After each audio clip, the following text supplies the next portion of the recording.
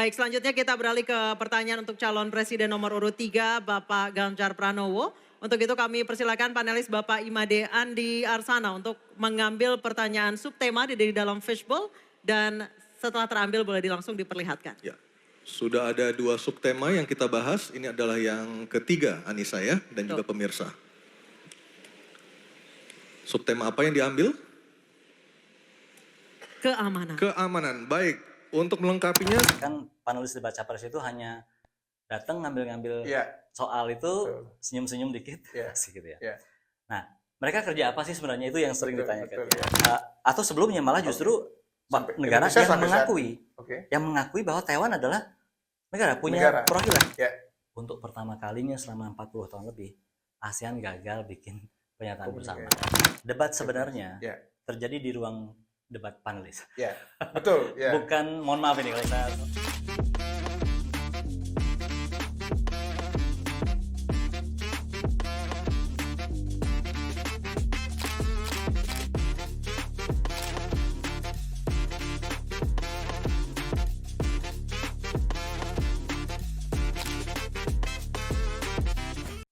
Pemirsa Paradoksis dimanapun Anda berada, ada adagium yang mengatakan bahwa 2 orang teman ketemu untuk membicarakan sukses, 2 orang sahabat ketemu untuk membicarakan keluarga, tetapi 2 orang soulmate ketemu untuk membicarakan kegagalan. Nah, itulah sebenarnya topik yang ingin kami sajikan dalam obrolan santai bersama adik, sahabat, sekaligus juga inspirator bagi saya, Imade Andi Arsana. Swastiastu deh. Swastiastu deh. Terima kasih sekali. Oke, siap. Jadi kami... Pembukaannya keren sekali. Jadi kami berdua adalah pengayah di KMHD UGM. Jadi beliau adalah ketua KMHD UGM tahun 98 ya, sampai 99. Di mana pada saat itu tengah bergejolak. Iya betul ya. Pergerakan reformasi ya. Betul. Jadi seperti yang saya sebutkan tadi, kami sering bertemu itu bukan untuk membicarakan kesuksesan masing-masing, tetapi lebih kepada kegagalan dan hal-hal yang tidak mengenakan. Itulah sebenarnya mewakili kedekatan hubungan kami dalam berbagai kondisi dan hal. Terima kasih sudah hadir di Paradoksis. Sebuah kehormatan, terima kasih juga. Dari dulu sebenarnya kita request beliaunya, tapi ya hari ini Imade Andi Arsana sempat ke Bali dan kita culik ini setelah seharian dalam aktivitas yang cukup sibuk. Kita mulai saja obrolan ringan ini dengan flashback ketika Pilpres sebelumnya. Jadi ketika Pilpres 2024 kita tahu Imade Andi Arsana ini sebagai salah satu panelis. Bisa diceritakan enggak hal yang di balik layar yang tidak didengar oleh hiruk pikuk kalayak tentang itu? Ya. Pertama terima kasih dulu ini sebuah kehormatan. Saya mulai dari perannya dulu ya, sebelum menjadi panelis itu. Banyak orang nanya kan, ini seleksinya gimana? Atau kenapa kamu bisa terpilih? Jujur saja, bagi saya sendiri itu agak mendadak tuh. Tiba-tiba suatu hari di awal Januari ada yang WA. Yang WA ini adalah teman yang sudah pernah jadi panelis sebelumnya. Intinya adalah, Bli, boleh nggak saya rekomendasikan nama Bli untuk jadi panelis? Saya terus terang out of nowhere ya, nggak menyangka sama sekali. Ini bercanda apa enggak ya? Betul gitu. Tapi untungnya memang ini teman dosen UGM juga, Mas Mada mungkin juga akan tahu nanti. Saya bilang, waduh ini sebuah kehormatan. Saya tentu saja tertarik dan merasa humble lah dengan tugas itu jika memang dianggap memenuhi syarat kan gitu. Singkat kata, ya intinya nih kami rekomendasikan dulu deh. Nanti kan nggak tahu yang memutuskan KPU. Besoknya KPU telepon. Ngomong hal yang sama, bisa apa tidak kira-kira begitu ya. Saya langsung bilang why not gitu, ini sebuah kehormatan. Singkat kata, oke, harus ada di Jakarta waktu itu tanggal jadi 2 hari sebelum debat, tanggal 7 kan debatnya. Nah, yang menarik sebenarnya adalah di ini, Bli. Mungkin kalau teman-teman di rumah ngelihat ya, kan panelis debat capres itu hanya datang ngambil-ngambil soal itu, senyum-senyum dikit, asik gitu ya. Nah, mereka kerja apa sih sebenarnya, itu yang sering ditanyakan ya. Jadi ceritanya, kami itu bersebelas, itu harus menyiapkan 18 soal. Di 6 kategori, jadi setiap kategori ada 3 soal. Kenapa 3 soal? Karena nanti akan diambil acak kan. Jadi satu-satu akan diambil, berarti tiap kategori ada 3 kemungkinan. Nah, dramanya kalau boleh bilang disitulah, di membuat soal itu. Ada 11 orang yang tidak dalam satu bidang, harus ada di sebuah ruangan seperti ini, di karantina kami selama 2 hari, harus menghasilkan 18 soal. Kan pertanyaannya misalnya, siapa yang akan dominan, atau soalnya siapa yang akan muncul, gitu-gitu kan. Awalnya beberapa pendekatan, intinya ingin, ayo kita bersama aja gitu ya. Beli bisa bayangkan, kalau sudah bersama itu nggak akan jadi itu. Akhirnya di pendekatan agak diubah dikit, masing-masing dari kami membuat soal. Berarti itu murni independensi dari semua tim panelis ini. Bagaimana dia melakukan, tidak ada arahan spesifik dari KPU harus seperti apa? Kalau ini yang jamin. Artinya, Ketua KPU kan datang tuh. Masih arahan, pokoknya apapun yang Bapak Ibu akan sajikan itu yang akan kami berikan.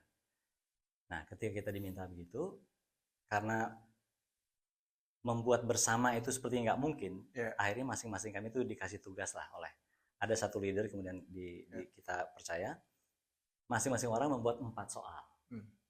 Untuk nanti kita godok besoknya gitu.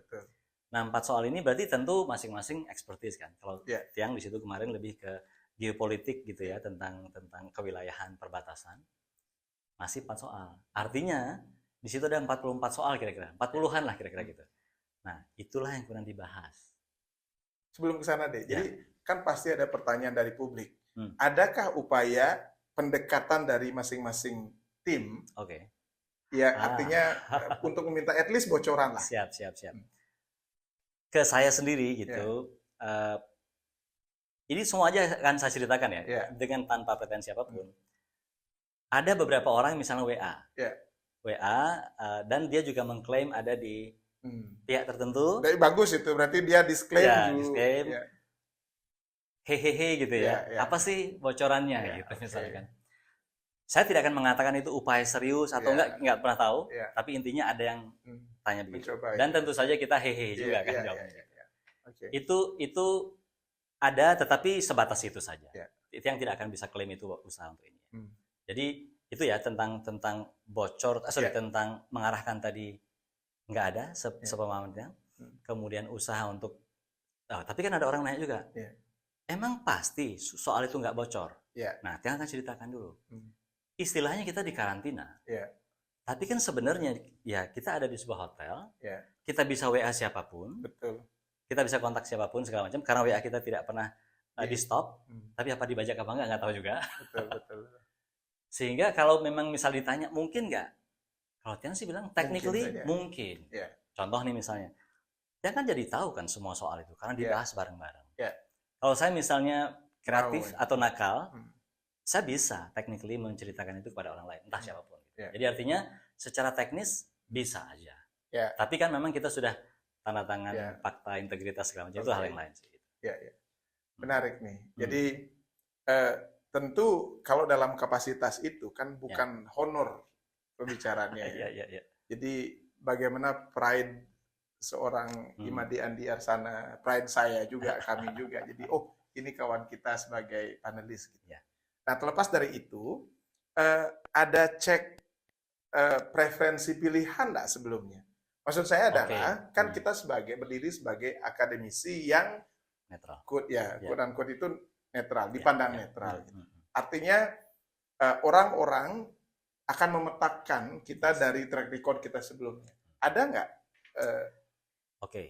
Kalau usaha sistematis ke arah situ, apalagi bertanya, nggak ada nih. Nggak ada. Tapi rasanya absurd kalau kita bilang nggak ada ya. Kalau beli misalnya lihat tadi kronologinya, begitu saya ditelepon oleh teman, dikasih nama saya ke KPU, perlu waktu 1 hari untuk mereka nelpon saya kan. Ya. Saya bayangkan nih dalam imajinasi saya, mereka ngecek lah Pasti ya. di 1 hari itu gitu, sehingga besar kemungkinan mereka lakukan itu, tapi di balik layar gitu ya. Siap. Tidak dengan cara bertanya. Oke. Apalagi deh yang bisa diceritakan di balik itu tentang panelis? Ya, debat sebenarnya terjadi di ruang debat panelis. Ya, betul. Ya. Bukan, mohon maaf ini kalau saya harus akui, di panggung itu nggak ada debat. Ya. Apalagi di kami hanya tugasnya ngambil soal segala macam ya. Tapi artinya jawaban dari panelis pun ya kita semua saksikan lah ya. Jawaban dari calon presiden maksud saya. Kita semua saksikan, tidak, kalau saya bilang ini guyonnya, kalau itu soal yang saya kasih C semua itu. Misalnya gitu ya. Karena tidak menjawab secara jitu pertanyaan kita. Betul. Tapi kita juga tahu dalam pemilu ya mereka punya cara tersendiri lah untuk membawakan dirinya. Tapi anyway, di luar soal itu, debat menentukan soal ini justru terjadinya di ruang panelis itu. Betul. Ketika misalnya katakan saya, tentu semua orang punya interest lah untuk menampilkan soal yang berwarna dirinya yang mewakili misalnya gitu ya, sepertinya. Itu kan tidak mudah karena hanya 18 soal, ada 11 orang, ada berbagai macam gagasan, keahlian. Di situ menurut saya itu seninya tuh, jadi nge-push sedikit tapi juga tarik ulur lagi gitu untuk nanti memastikan ya tentu semua orang pengen lah ada warna dirinya ada di situ kan. Tapi kemudian kita bersepakat apapun soal yang akan keluar nanti itu soal kita bersama.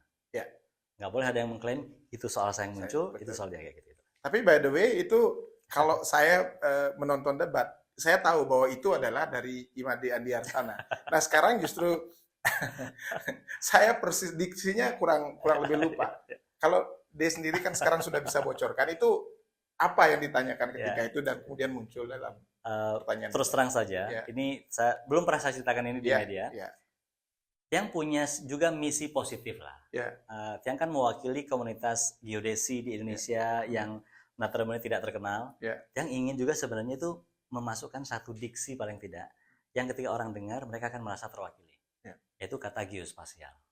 Nah, jadi geospasial itu memang secara khusus memang Tiang tawarkan dengan baik lah ya kepada para senior itu, yang tentu saja kemudian membuat mereka harus bertanya balikan ke saya apa ini dan segala macam. Jadi makanya yang bilang tadi meyakinkan panelis lain itulah sebenarnya seni dan challenge-nya justru gitu. Debat yang sebenarnya. Tapi mereka sangat baik menurut Tiang ya, sangat terbuka, lalu muncullah kata itu. Kalau boleh perhatikan misalnya di soal pertama justru muncul itu gitu ya. Sama yang kedua. Ada 2 soal ya? Ada 2 soal. Saya di teks 1 aja. South China Sea. Oke. Tapi Tiang bilang ini agak mudah meloloskan soal ini, karena juga merupakan gagasan dari beberapa panelis lain. Dan itu artinya begitu ngomong South China Sea, kayaknya mereka gitu. Seperti itu.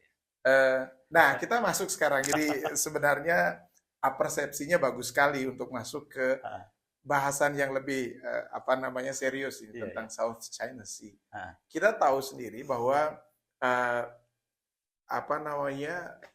taruhlah permasalahan di South China Sea itu sedemikian kompleks.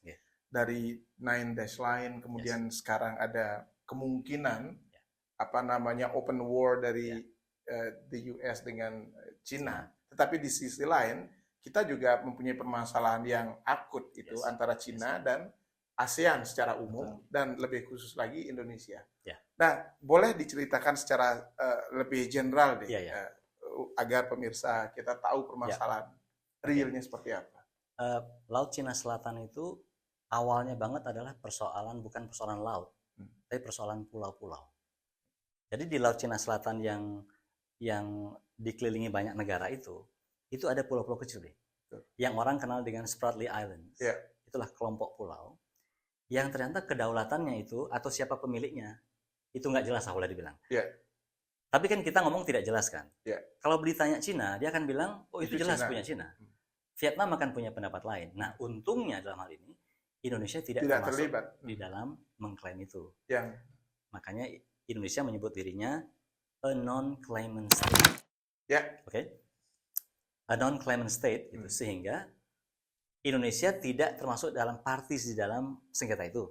Kan gitu ya. Nah, jadi awalnya masalahnya adalah salah satunya pulau-pulau itu. Nah, Nah, beli sekarang bayangkan, beli mungkin paham juga ini. Dari daratan kita kan mengklaim laut teritorial 12 mil gitu ya. Bayangkan sekarang, daratannya aja bermasalah. Otomatis laut di sekitarnya bermasalah. Nah, jadi sehingga kemudian menjadi double persoalannya. Itu isu utama. Yang kemudian menjadi trigger adalah Cina itu mengklaim semua kawasan laut itu termasuk pulau-pulau di dalam. Nah, makanya muncullah istilah Nine Dash Line itu. Jadi ada garis putus-putus yang melingkupi keseluruhan itu. Artinya begini, kalau soal Cina mengklaim pulaunya atau Vietnam mengklaim pulaunya, kita sebenarnya nggak terlalu ikut campur lah, concern ke sana, karena kita tidak ikut ini. Tapi begitu Cina mengklaim Nine Dash Line itu yang kemudian lautnya diklaim semua seperti itu, Laut Natuna misalkan, sehingga kemudian tumpang tindihlah dengan laut yang menjadi hak kita. Nah, kalau kita kan dari Natuna yang di utara banget itu kan kita berhak atas 200 mil laut ZTE kan? Nah, begitu kita klaim 200 mil laut yang harus jadi hak kita, itu kena. Nine Dash Line itu kena.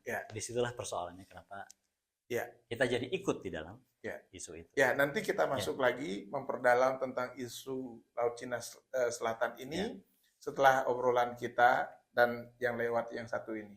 Kita saksikan sejenak.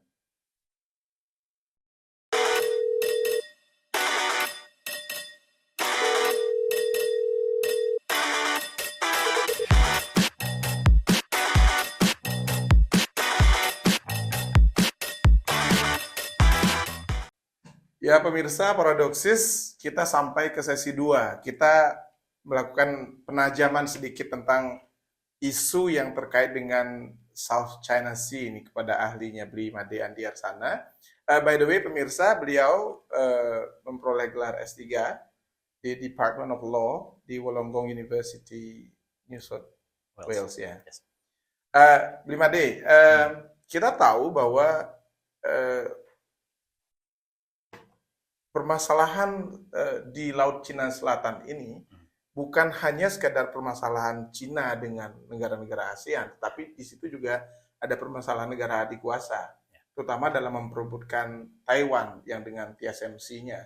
Kita tahu produksi chips dunia itu 70% itu diproduksi di di Taiwan. Artinya apa?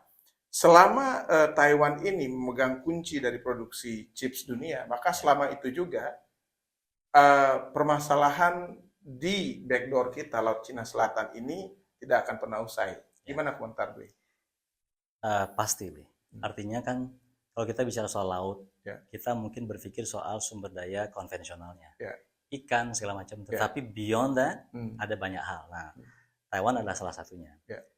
Yang menarik kan adalah karena Taiwan sendiri memang ada isu dengan Cina, kan itu persoalan utamanya. Kenapa kemudian menjadi vulnerable posisinya, atau orang lain menganggap ini adalah opportunity gitu ya, seperti Amerika misalnya. Kalau yang sih lihatnya begini, histori antara Cina dan Taiwan itu panjang. Satu hal Satu hal itu. Yang kalau kita runtut lagi gitu ya sejarahnya, sebenarnya skenario ini tidak seperti ini yang diinginkan, tapi kemudian terjadi seperti ini. Nah, kalau saya lihatnya, satu, Cina tetap merasa Taiwan is part of China. Di sisi yang lain, Taiwan akan mengatakan China is part of Taiwan. Ketika misalnya kalau kita ngomong Nine Dash Line, Nine Dash Line itu kan diproduksinya di Taiwan. Peta itu, gitu. Jadi yang ketika yang berkuasa adalah Taiwan atau kaisar dari Taiwan gitu ya. Artinya apa? Artinya ada satu masa di mana China dan Taiwan ini adalah satu entitas yang pernah punya satu kesepakatan untuk punya power di kawasan itu. Nah, sekarang itu ternyata pecah gitu kan. Jadi ini delicate-nya adalah di satu sisi produksi peta Nine Dash Line yang menguasai itu dulu adalah Taiwan, tapi sekarang itu menjadi klaimnya Cina Taiwan, Cina daratan dan Taiwan berbeda. Kompleksitasnya ada di situ. Nah, itu bisa panjang, tapi itu adalah ininya. Nah, kalau Amerika, yang kira benar, karena kan pada dasarnya industri kan, industri. Jadi kalau kita ngomong tuh apapun HP-mu isi perutnya dari Taiwan kan gitu, itu bahasa. Dan memang benar begitu. Kalau kita yang tidak paham teknis ya, tapi Ya. berapa kali misalnya kunjungan ke Taiwan karena Ya. sesuatu luar biasa, Ya. memang perkembangannya segala macam dan chipnya itu. Hmm. Jadi yang lihatnya betul memang persoalan Taiwan, keberadaan Taiwan itu menjadi salah satu hal yang boleh dibilang pemicu gitu ya, urusan antara negara adik kuasa ini, Betul. adidaya ini. Nah, yang menarik adalah ketika kita bilang misalnya soal Taiwan, dia sendiri perlu teman sekarang, itu persoalannya. Betul. Karena dia sendiri ya. Karena dia sendiri. Kalau di teman-teman juga tentu ada banyak yang paham ini. Ya. Katakan 20 tahun yang lalu atau 30 tahun yang lalu, ada sekian puluh negara Yang tidak memasukkan Taiwan. Atau sebelumnya malah justru negara Indonesia yang mengakui, yang mengakui bahwa Taiwan adalah negara punya perwakilan. Sekarang justru menurun, gitu. Jadi artinya confidence-nya Taiwan menurut saya di dalam hal geopolitik menurun ya. Karena temannya berkurang. Makanya kalau diperhatikan misalnya dia punya policy namanya southbound policy, merangkul saudara-saudara di selatan. Indonesia is one of them.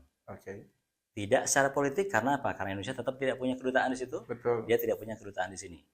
Tapi secara ekonomi, Indonesia nggak punya kedutaan di Taiwan, tapi punya kantor dagang ekonomi dan ekonomi Indonesia (KDI) di Taiwan. Di Taiwan. Taiwan tidak punya kedutaan di Jakarta, punya TETO. Trade intinya itu. Jadi intinya relasinya bertahan, gitu. Tetapi secara politik tidak crossing the boundary. Exactly, karena Indonesia punya prinsip One China Policy, yang kami akui hanya China. Nah, tindakan Indonesia ini menurut saya adalah gambaran kecil dari banyak sekali hal yang mirip. Begitulah negara-negara lain memperlakukan Taiwan kira-kira gitu. Secara politik dia tidak diakui, tetapi untuk trade-nya ini. Nah, artinya di satu sisi berarti kan Taiwan bisa confidence karena itu, gitu kan? Trade anyway tetap perlu saya. Gitu. Nah, yang nggak tahu memprediksi ini gimana gitu ya. Jadi bagi Amerika strategic point-nya adalah ada sebuah kawasan yang sangat penting, perlu teman, dan dia memegang kunci banyak hal. Jadi why not? Kira-kira kan gitu ya. Kalau saya sih melihatnya begitu.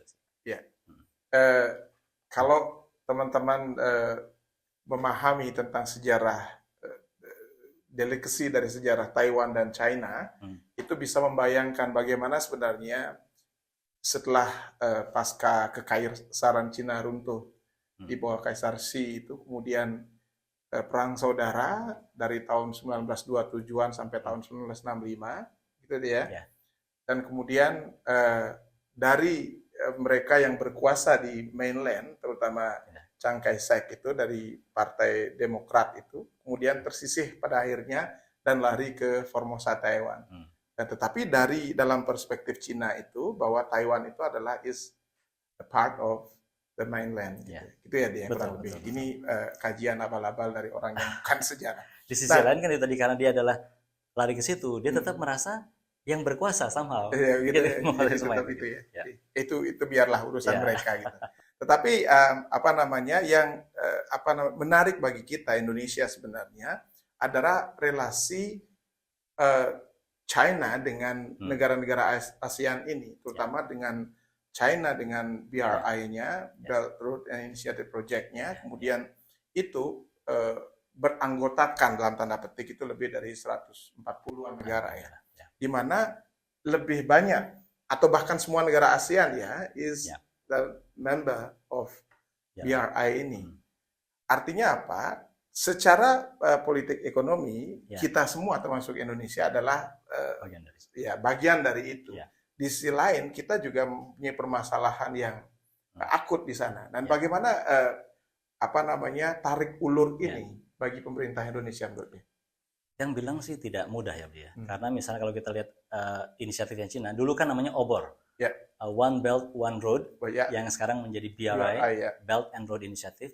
Intinya kan sederhananya China ingin memperluas pengaruh, bahasa sederhananya, dengan melakukan peran di sebanyak mungkin negara, kira-kira gitu bahasanya. Peran apa yang paling obvious? Peran ekonomi. Ekonomi, Nah, itu satu hal. Sehingga sekarang Oke, kita bicara dampak nih sekarang nih. Ya. Begitu ada satu negara yang memiliki power ekonomi terhadap negara lain, kita sudah bisa bayangkan bagaimana nanti jadinya kira-kira. Nah, politik, ASEAN bagaimana? Di satu sisi ASEAN adalah sebuah masyarakat yang tenang, aman, damai, karena dibentuknya tidak karena fakta pertahanan segala macam. Sahabat ngopi-ngopi kira-kira begitu. Jadi apa yang terjadi di ASEAN? Semua keputusannya itu konsensus, kesepakatan. Satu aja yang nggak mau, musyawarah mufakat lah. Gitu. Satu aja nggak mau, nggak akan terjadi. Nah, sekarang banyak ke situ. Berarti ASEAN di satu sisi, ada Cina di sisi yang lain. Ada South China Sea di dalamnya. Kalau kita bisa lihat South China Sea adalah perseteruan antara Cina dan ASEAN, kita bisa bilang begitu. Kan gitu ya. Nah, berarti kan apa yang dibutuhkan ini dalam konstelasi ini? Yang dibutuhkan adalah Cina pasti solid satu. Yang kita butuhkan juga adalah ASEAN yang solid satu. Tetapi dia membayangkan itu gini, seperti anekdot yang sering disampaikan orang ya. ASEAN ini kan 10 ikan kecil yang mencoba pura-pura jadi ikan besar untuk menghadapi Cina yang beneran ikan besar. Ini kan bisa terjadi imbang jika dan hanya jika ikan kecil ini bersatu padu. Begitu satunya ucul gitu kalau orang Jawa bilang, maka kacau lagi. Nah, dan itulah yang terjadi. Apalagi dia dipegang dengan ekor BRI project itu Jadi bisa bayangkan tadi ketika ada 10 anggota, yang satunya agak dekat hubungannya dengan Cina, yang satunya mungkin nggak terlalu dekat, itu udah pasti beda perilakunya. Dan gampang sekali bagi Cina itu. Dan gampang sekali bagi Cina untuk misalnya ngasih tahu satu atau dua di antara mereka, nanti kamu gini-gini ya, atau jangan gitu-gitu ya. Dan itu kan terjadi di tahun 2012, ketika Kamboja menjadi ketua ASEAN. Waktu itu ada ASEAN Summit seperti biasa. Kan biasanya produknya itu adalah joint communique, pernyataan bersama. Untuk pertama kalinya selama 40 tahun lebih, ASEAN gagal bikin pernyataan bersama. Specifically karena ada satu unsur yang masuk di situ yang Kamboja nggak setuju. Nah, ketuanya nggak setuju. Sehingga kemudian nggak jadi itu bikin tanda tangannya. Dan sesuatu itu adalah South China Sea. Dan itu tentu karena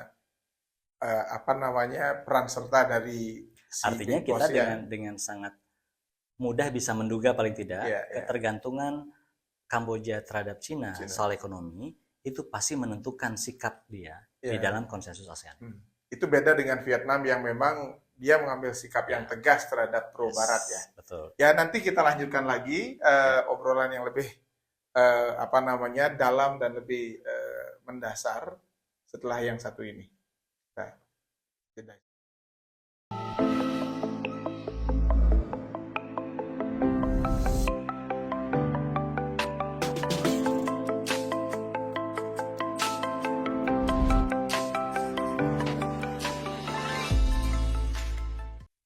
Pemirsa Paradoksis, kita sampai ke sesi 3. Saat ini kita akan memperdalam lagi tentang benefit dari posisi geografis Indonesia. Dari dulu kita diceritakan bahwa nenek kita seorang pelaut, terus letak geografis kita yang sangat strategis diapit oleh 2 benua dan selat, 2 samudra. Selat Malaka adalah pusat perdagangan dari zaman Portugis hingga kini. Tetapi pada kenyataannya, kita tidak mendapatkan benefit yang maksimal atau optimal lah paling tidak. Dan itu bisa digunakan sebesar-besarnya untuk makmuran Singapura misalnya. Tapi tidak Indonesia. Di sisi lain juga ada Selat Sunda dan Selat Bali, Selat Lombok, yang dipergunakan sebagai jalur transportasi bagi kapal-kapal asing. Seperti apa dampak ekonomi atau potensi ekonomi yang sebenarnya kita bisa raih, tetapi alfa kita lakukan deh. Ya, ada satu hal penting deh. Ada misalnya mengusulkan kenapa kita tidak pajakin saja. Mardigu ya. Mardigu mengatakan itu. Itu kan ide yang menurut saya out of the box dan sangat intriguing. Itu gimana deh? Sangat menggelitik. Ada satu yang kita perlu pahami. Bicara hukum dulu gitu ya. Laut di antara pulau-pulau Indonesia dulu itu bukan milik kita dulunya ya. Perjanjian Juanda ini? Sebelum Juanda. Juanda justru yang akan menjadikannya. Sebelum Juanda, ketika kita merdeka dari Belanda, itu kan hukum internasional mengatakan bahwa laut itu hanya 3 mil dari pulau-pulau. Bukan 11 ya? Bukan 11, 3 mil. Jadi Budi bisa bayangkan, pulau-pulau kita kan jauh-jauh jaraknya. Jadi dia hanya mendapat satu bubble saja gitu, sehingga di antara pulau-pulau itu ada laut bebas. Maka katakan misalnya ya di antara Pulau Kalimantan sama Jawa, itu kan luas tuh. Itu pasti laut bebas tuh. Nah, jadi kita merdeka mendapati situasi itu. Ketika orang boleh lewat, nggak cuma lewat, boleh ngapain aja, mancing segala macam. Surveillance apa? Exactly. Juanda, nah itu ceritanya. Juanda dalam hal ini bersama Khairul Saleh namanya, seorang menteri waktu itu, mikir, kalau begini ceritanya nggak bener nih. Atau kita nggak dapat untung segala macam. Maka dibuatlah satu kajian, dibantu oleh seorang anak muda bernama Mohtar Kusumatmaja. Waktu itu umurnya baru 25 tahun, Bi. Hebat sekali ya. Terus disuruh buat ini gimana nih agar kita dapat keuntungan. Mohtar bertapa secara intelektual memunculkan ide. Kita satukan saja pulau-pulau itu dengan kita tarikin garis gitu, belum ZTE ini malah. Oh, belum ya. Itu di poin di garis-garisin gitu, yang pulau terluar disabukin misalnya. Sehingga pulau-pulau itu jelas milik kita, air diantaranya milik kita juga. Milik kita. Begitu gagasannya. Sampaikan kepada Khairul Saleh mendukung. Khairul Saleh tentu menyampaikan kepada Perdana Menteri. Perdana Menteri mengeksekusi dalam hal ini deklarasi Juanda. Oke. Jadi itu Perdana Menterinya siapa? Juanda. Oke. Jadi kenapa namanya deklarasi Juanda? Karena beliaulah Perdana Menteri saat itu kan. Sebenarnya idenya dan eksekusinya sih dari at least 2 orang ini. Khairul Saleh dan Mohtar Kusumatmaja, yang kemudian kelak diunari menjadi satu Menlu yang paling populer lagi. Jadi artinya kita mengklaim laut di antara pulau-pulau itu jadi milik kita, itu usaha kita sendiri, usaha keras, dan dideklarasi oleh Juanda dengan deklarasi Juanda tadi itu. Tapi kan dunia belum mengakui, ini kan sepihak. Oh oke. Nah sepihak kan. Bayangkan kalau beli orang Amerika atau orang Australia, orang dari dulu aku bebas masuk sini ngapa-ngapain aja, tiba-tiba sekarang nggak boleh gitu. Karena deklarasi si Indonesia, tentu mereka tidak akan mengakui. Nah, usaha agar dunia mengakui, itulah intinya dari perjuangan kita. Diplomasi segala macam, sampai di tahun 82 kemudian. Deklarasi Juanda by the way tahun 57. Tahun 82 lah, baru dunia kemudian mengakui sebuah prinsip, kalau ada negara-negara seperti Indonesia yang pulau-pulaunya banyak, itu dibolehin melingkupi dengan garis pangkal sehingga air di antara pulau-pulaunya jadi milik dia. Namanya negara kepulauan. Artinya gagasan di archipelago itu itu tidak menjadi concern mereka, terutama 5 big states itu, karena mereka bukan negara kepulauan itu aja. Sebenarnya concernnya lagi nih. Begitu nanti kalau kata Amerika ya, begitu nanti kita setujui ini, berarti nanti laut di antara pulau-pulau itu jadi milik Indonesia nih. Kita gimana gitu kan? Nah, tapi kan concern mereka adalah melintas.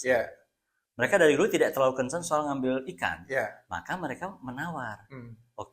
Boleh kamu miliki itu laut, tapi kami tetap dibolehin lewat ya. Nah, itulah komprominya. Karena dari dulu pun kami memang tetap lewat.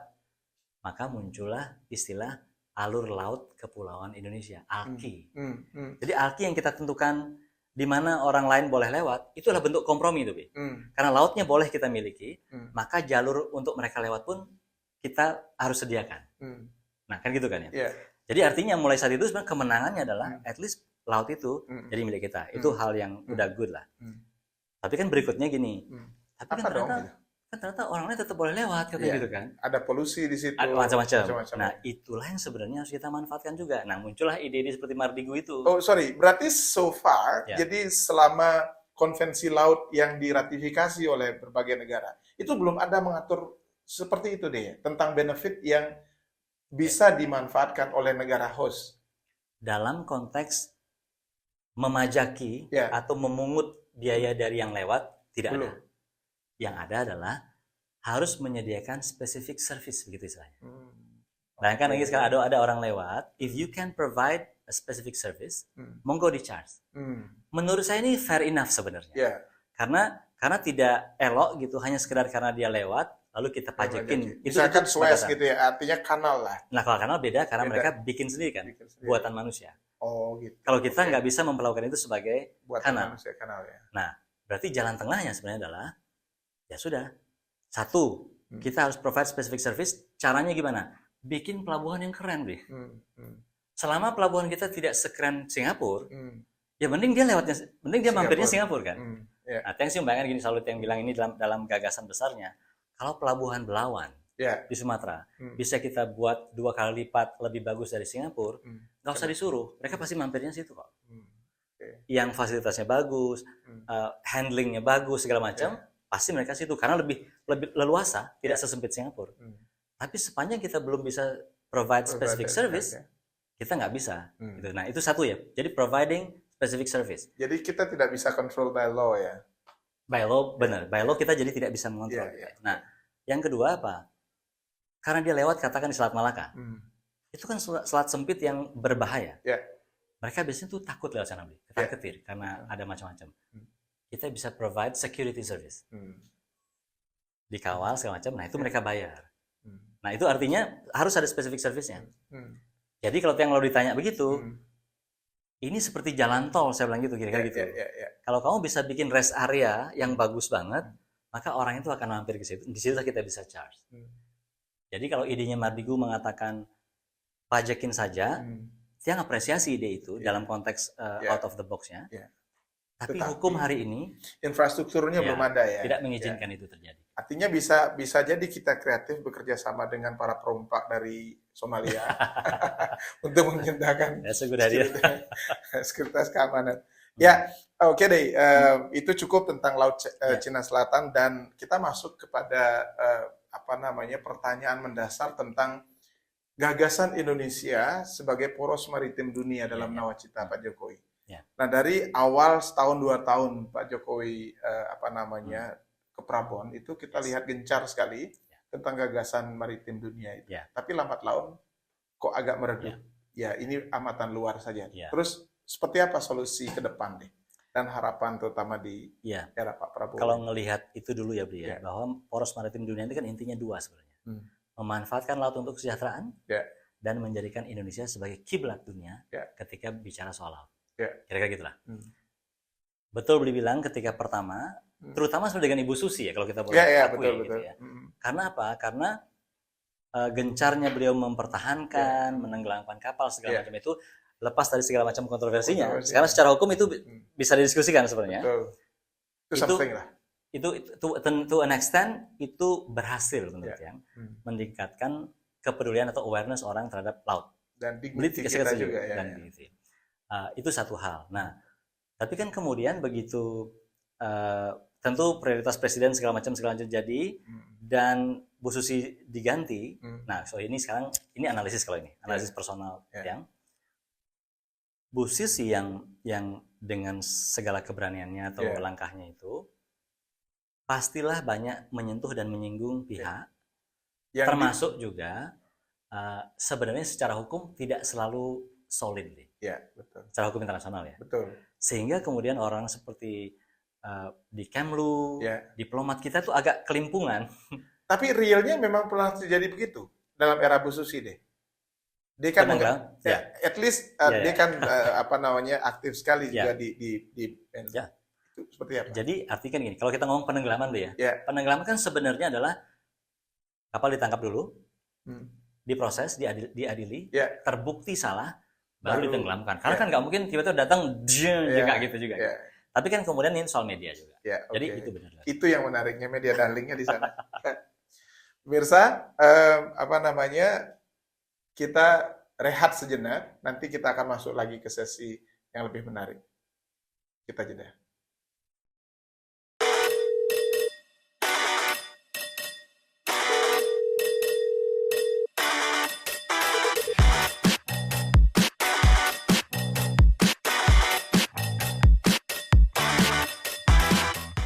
Pemirsa, kita sampai ke sesi 4. Kali ini kita cukupkan obrolan tentang batas maritim dan permasalahan Laut Cina Selatan.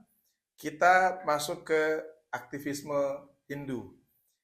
Kenapa topik ini saya angkat? Karena Bli Made ini adalah pembina KMHD UGM. Bahkan dalam beberapa tayangan beliau selalu gabung dengan mahasiswa dan kelihatan seperti mahasiswa nih. Gimana deh? Era kita sangat membara, tetapi saat ini seperti apa? Silahkan. Yang tidak akan lupa ya di masa-masa kita. Kalau diingat dulu, AM Saifuddin gitu. Jadi aktivisme tuh sangat penuh dengan ini ya, diskusi, lalu retorika gitu. Kalau sekarang memang kita akui itu berbeda. Berbeda. Salah satu yang berbeda adalah perilaku Gen Z ini kan, Gen Z berbeda. Tapi ternyata memang cara berjuangnya memang berbeda. Kita nggak bisa melihat dari sisi itu. Hanya gara-gara mereka tidak sering kumpul dan teriak-teriak, bukan berarti mereka tidak peduli. Itu catatan akhirnya. Yang kedua, UGM sekarang ini, B. Kita udah punya pura sekarang kan. Kalau Beli masih ingat bagaimana kita dulu berjuang gitu. Sekarang terwujud itu gitu kan. Artinya dengan berbagai macam ininya, artinya kan apa yang dilakukan dulu itu kan berakumulasi, ada kulminasinya kan. Kulminasi. Dan itu tidak bisa dilepaskan dari apa yang terjadi dulu dan apa yang dilakukan anak-anak sekarang. Jadi tetap menurut saya itu ada apresiasi di situ sih. Itu yang secara umumnya. Terus apa namanya, dengan taruhlah tantangan dari aktivis seberang begitu misalkan, di mana mereka dengan barrier ideologi yang sedemikian kuat, apa sebenarnya yang bisa kita harapkan untuk adik-adik ini? Terus terang saja, di KMHD UGM sekarang, yang terus terang tidak melihat ada satu usaha yang cukup kuat misalnya untuk semacam istilahnya itu ruang berpikir gitu ya. Kalau kita bilang dulu itu jadi perdebatan intelektual itu menurut saya itu masih bisa ditingkatkan tuh. Atau harus ditingkatkan. Itu satu. Kedua, secara organisasi yang lihat memang teman-teman kita di tempat lain ya, di agama lain itu dia punya banyak hal yang lebih sistematis ya. Kaderisasi, organisasi. Menurut yang itu yang perlu kita lihat memang ke depan. Tentu dengan pendekatan yang berbeda ya, karena orangnya beda sih. Secara spesifik yang belum bisa banyak bicara soal itu sih. Itu sebuah autokritik lah ya. Nah, kalau di Bali, terutama dalam 2 tahun terakhir ini kan kita disibukkan dengan komentar sampradaya non sampradaya. Dan itu terjadi waktu era sebelum saya dan waktu saya deh. Dan itu kita bisa cope dengan bagus. Seperti apa riak-riak mahasiswa sekarang? Sekarang hampir nggak terdengar. Jadi ada 2 hal ya, apakah mereka memang baik-baik saja atau memang nggak peduli? Tak peduli, kan kita nggak tahu. Benar-benar. Jadi nggak ada sama sekali tuh, nggak ada gejolak apapun gitu ya. Termasuk juga begini, Bli. Ini lagi-lagi nih untuk anak-anak adik Gen Z, saya tidak ada maksud untuk menjelekkan apapun, tapi memang berbeda. Untuk peduli pada hal-hal yang agak-agak serius begitu, itu kita kadang harus duluan tuh memantik. Ini ada isu gini, ini kalian ada pandangan nggak gitu-gitu. Yang dulu kita cek lepung ngurusin tuh kan itu. Betul. Jadi pemirsa, kita dulu ada kasus Ayam Saifuddin yang kita tahu pernyataannya yang dianggap melecehkan Hindu ketika itu, dan KMHD se-Jogja itu berkumpul. Tumben UGM dengan isi Atmajaya itu untuk membuat ini. Jadi itu menjadi era nostalgia juga. Nah, kalau misalkan sebelum itu di 98 dia sudah ini waktu pergerakan mahasiswa, jadi kita ikut long march beliau Pak Amin Rais sebagai ini kita gitu. Jadi meskipun ada beberapa catatan lah saat ini ya. Betul. Itu aktivisme Hindu. Oke, sekarang kita masuk ke bahasan beasiswa deh. Nah, sebenarnya pemirsa, kami dalam banyak hal tentang beasiswa itu mempunyai sejarah dan nostalgia yang hampir sama lah. Perjuangan hampir sama lah. Tolong diceritakan, silakan deh. Dulu saya ingat sekali itu. Saya ini sebenarnya terinspirasi sekali dari Bli ya. Bli kan dulu ke Jepang kan. Tahun 99 kan. Itu nancep terus tuh di pikiran saya tuh. Saya kapan ya atau gimana ya caranya bisa seperti itu. Bli kan ke Nagoya kan. Nagoya sebagai exchange students, new pace gitu. Dan Tiang mencoba tentunya sebagai adik kelas yang mengidolakan kakak kelasnya. Yang mencoba dan gagal. Itu gagal. Pada akhirnya ke Kim Jong Un. Oh iya, akhirnya waktu itu sempat ya ke Korea Utara ya dengan skema yang berbeda. Artinya perjalanan kita waktu itu menurut yang tidak bisa dipisahkan dari apa yang terjadi pada kita sekarang ini. Kalau Bli ingat ya, Bli pulang dari Jepang, kita berburu beasiswa sampai ke Surabaya, ke Jakarta kalau tidak salah. Ikut apa itu, pameran pendidikan lah gitu ya. Saya ingat sekali tuh waktu itu beli nanya tuh di Surabaya tuh, betul. di satu forum itu. Ya. Pertanyaannya adalah gini kalau kita tidak salah tuh. Apa sih memang sebaiknya tidak si Belanda tidak harusnya bayar utang nih ke Indonesia gitu ya, kira-kira gitu ya. Jadi itu sangat menarik. Jadi artinya gini, yang mau cerita betapa pentingnya kita punya mentor, entah itu diakui sebagai mentor, entah dia mau posisinya sebagai mentor atau tidak, bagi Tiang beliau adalah orang seperti itu, menginspirasi dan itu menjadi energi apa yang kita lakukan setelah itu gitu. Nah, dia juga saya pikir begitu ya harusnya. Dia melihat orang lain yang sudah mencapai lalu kemudian bisa melakukan banyak hal. Nah, setelah itu apa yang terjadi di antara kita? Beli lulus kerja di Sulawesi, di Thailand ya. Di Thailand, lalu yang tetap saja menjadi seorang adik kelas yang saya gimana ya gitu. Biasa itu ya. Lalu kita ketemu beberapa kali di Jogja, beli liburan dari Thailand segala macam. Itu semua jadi inspirasi. Nah, sampailah kita pada keputusan-keputusan penting dalam karir kita. Beli di industri, Tiang juga ke industri kan gitu kan. Sampai akhirnya ketemu dalam sebuah event badminton. Dalam sebuah event badminton dengan sendal itu. Sendal dan pakai singlet ya. Pakai singlet. Di Bekasi, di rumah Beli Widi ya. Jadi di rumah Beli Widi, ketua KMHRI juga. Waktu itu Tiang ingat sekali gini. Beli waktu itu ketika Tiang di Astra sudah memutuskan asisten dosen di UGM. UGM ya. Nah, belilah orang pertama yang mencetuskan, gimana, kenapa nggak jadi dosen aja? Kira-kira gitu lah, dengan bahasa yang berbeda. Yang saya tadinya nggak terlalu banyak mikir juga sebenarnya tentang itu, karena sudah kerja di Astra. Ya, karena punya proyek Oracle itu. Terus akhirnya, itu menjadi satu trigger lah. Tentu kemudian digabung dengan mimpi-mimpi masa kecil, situasi keluarga, segala macam. Akhirnya yang ngikutin lah sebenarnya. Dan beli itu, melamar jadi dosen. Nah, kalau sudah jadi dosen, tentu langkah berikutnya harus sekolah. Itulah. Dan beliau keterima, saya tidak di UGM gitu ya. Oh iya, akhirnya gitu ya. Oke, jadi tuh, walaupun kemudian kan beli pulang gitu ya, ke sini yang tetap di UGM, lalu kita sama-sama cari beasiswa. Akhirnya ke Australia bareng-bareng. Bareng-bareng ke Australia ya. Maksudnya dengan beasiswa yang sama lah gitu ya, di waktu yang agak beda sedikit. Dan kita reuni di Sydney itu. Makan di Chinese resto. Nang Jair itu ya. Itu menurut yang momen-momen penting dalam hidup lah. Kita memang harus ingat lagi kalau yang pribadi mengingatkan diri sendiri. Ada kejadian-kejadian kecil, ada orang-orang penting yang dalam masa hidup kita tuh datang lalu memberi inspirasi. Entah dia sengaja, entah tidak, entah dia serius, entah tidak gitu. Tapi momen itu menurut yang penting, dia adalah salah satu orang yang sangat penting itu. Mungkin bagi saya ini agak berlebihan ya, karena bagi saya ini beliau ini iriator gitu, yang membuat saya iriati gitu. Terus deh. Nggak, tapi artinya memang itu bagi Tiang itu penting sekali lah momen-momen itu. Mungkin ini sekarang kita lebih ke ini ya, lebih kepada bagaimana kita mencapai atau dapat beasiswa itu misalnya. Beli sama Tiang mungkin mirip lah. Kita keluarga kita bukan keluarga yang terdidik secara formal misalnya. Bapaknya Beli juga, bapak Tiang juga tidak begitu. Jadi bagi Tiang ini penting untuk dicatat oleh kita sendiri paling tidak, untuk kita ceritakan pada orang lain dengan tujuan agar mereka bisa melihat dari sisi yang berbeda.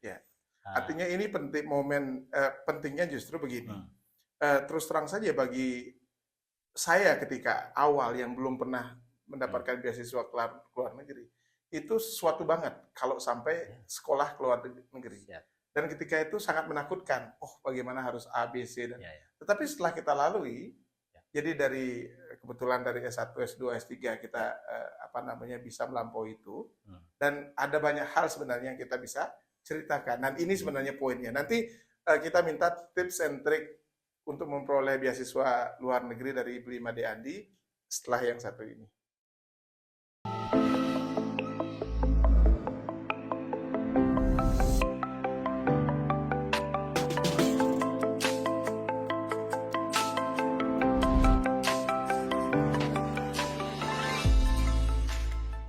Ya, sekarang ke sesi 5 tentang pertanyaan yang menggantung tadi, tentang tips and trick memperoleh beasiswa luar negeri deh. Ini bisa dibaca di buku. Ya, bukunya nanti di. Tapi gini memang, Bli, kita kan sebenarnya sama lah kita berjuangnya ya. kalau Tiang rangkum itu, akhirnya Tiang ingin mulai dari belief ya, percaya. Bahwa orang-orang seperti Tiang, seperti Beli itu ternyata kan bisa kan. Kenyataan kan gitu. Jadi orang itu harus mulai dulu bahwa, percaya bahwa ada kemungkinan atau ada arah ke situ, no matter what gitu, siapapun kita. Itu menurut Tiang nomor 1 tuh. Belief ya. Setelah belief, ini nggak bisa cuma belief doang nih. Ini harus understand, mengerti. Mengerti syaratnya, apa saja beasiswanya, itu segala macam gitu kan. Mengerti termasuk syarat-syarat segala macam. Itu harus tuh, karena banyak orang berhenti di, saya percaya akan bisa berubah. Tapi kalau nggak nyari informasi, nggak bisa gitu kan. Belief, lo understand.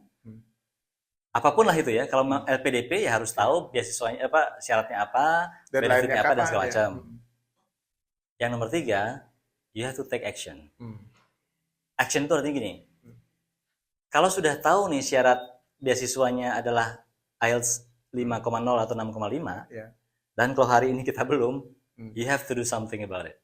Makanya ketika kita semester 1, 2, 3, cek dulu itu. Yang aku bilang gitu ke mahasiswa sekarang.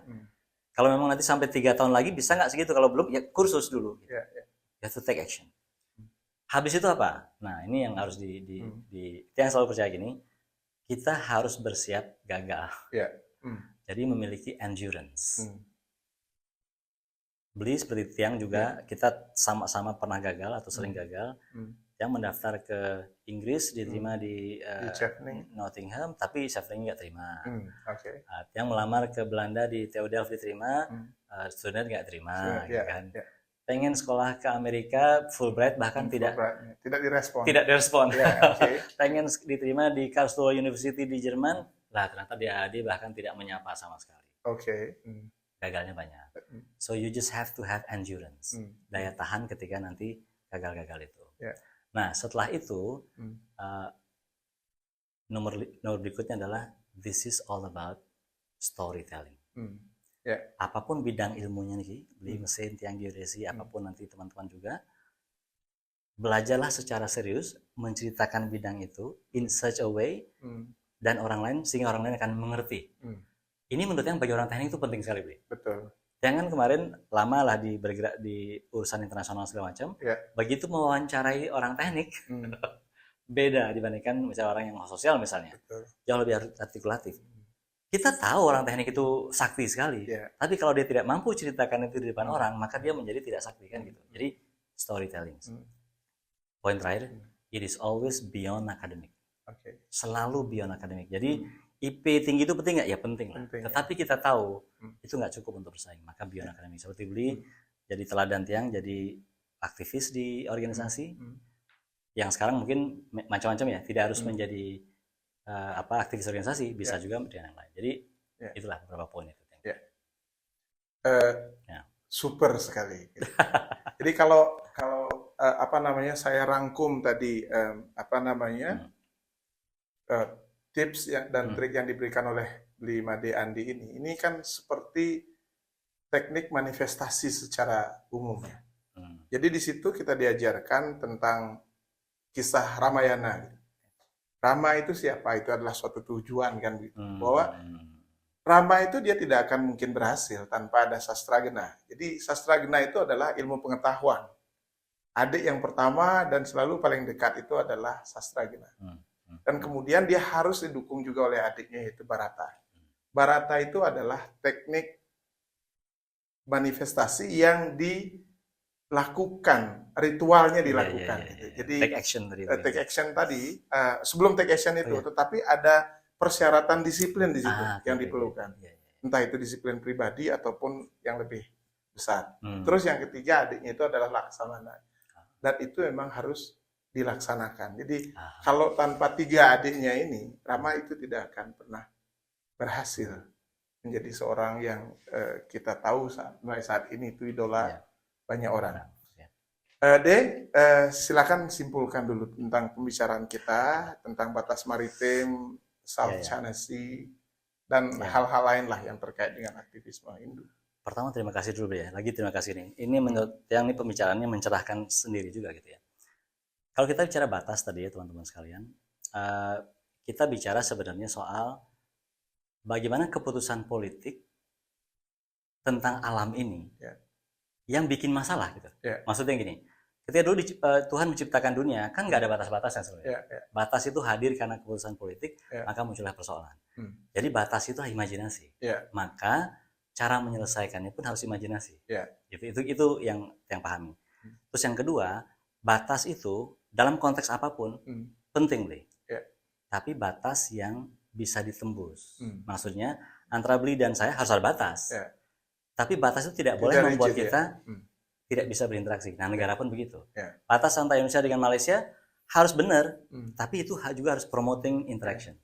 Jadi yang menyebutnya itu permeable borders. Borders yang bisa ditembus. Nah, itu dalam konteks macam-macam. Disiplin ilmu, antar negara segala macam. Jadi batasnya jelas, tapi dia harus berinteraksi. Nah, kalau kaitannya dengan itu batas segala umum ya. Kalau kaitannya dengan tadi kita bicara soal aktivisme Hindu, yang juga kaitan sama batas.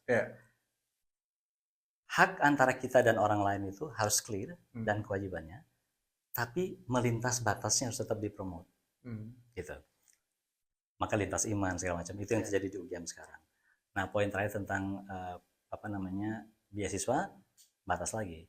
Kita harus menembus batas dalam hal ini. Jadi menembus batas itu artinya ya kita membebaskan imajinasi kita bahwa kita bisa mencapai sesuatu dan itu hanya bisa dicapai dengan tadi itu poin-poin tadi termasuk melaksanakan. Saya kira gitu sih. Luar biasa deh. Jadi pemirsa, tadi ada banyak hal sebenarnya yang kita diskusikan dengan adik saya, dengan sahabat saya, dengan sekaligus inspirator saya, 5D Andi Arsana. Yang pertama adalah bahwa tentang batas maritim dan percaturan politik global tentu harus menjadi concern bagi terutama dalam hal ini pemerintah Indonesia yang akan segera dilanjutkan estafet kepemimpinannya oleh Pak Prabowo Subianto. Bagaimana kemudian Indonesia memainkan percaturan dunia, politik dunia itu dengan elegan tanpa harus kehilangan dignitinya. Dalam urusan beasiswa, tentu ini adalah inspirasi yang sangat baik bagi adik-adik kami yang ingin bersekolah ke luar negeri. Bahkan tadi belum disinggung oleh Blimade Andi Arsana, dengan bersekolah ke luar negeri, kita bukan hanya masalah gelar ya, tapi di sana ada masalah pengalaman, terus mungkin juga ada finansial di sana. Jadi Blimade, sebagaimana saya, itu ada beberapa orang juga teman-teman kita itu dapat jodoh, dapat rumah, dan dapat anak gitu. Itu pengalaman yang priceless lah. Dan ini bisa dilakukan oleh siapa saja. Dan kecenderungan kita, terutama akademisi Bali itu cenderung nyerah duluan gitu. Karena keterbatasan bahasa Inggris lah atau apa gitu. Hal lain adalah tentang aktivisme Hindu, bahwa di sini sebenarnya tantangan zaman yang berbeda ini melahirkan generasi-generasi yang berbeda.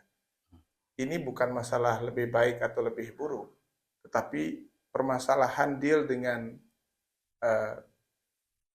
destiny dan objektif yang sangat fluid, itu juga akan melahirkan action yang berbeda.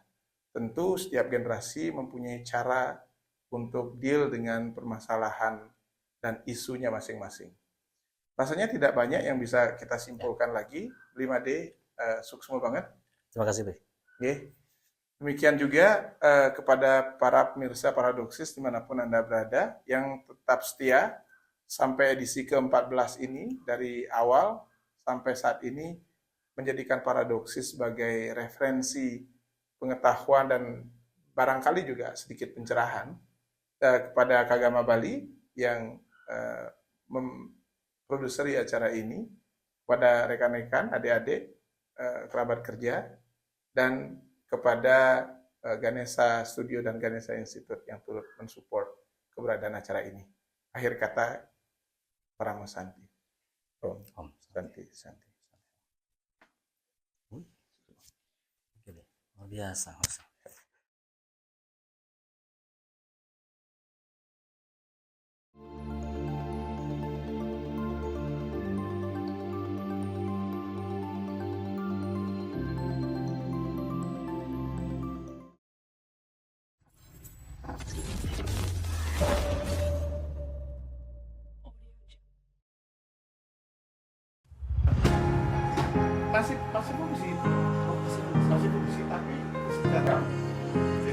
kami jadi kami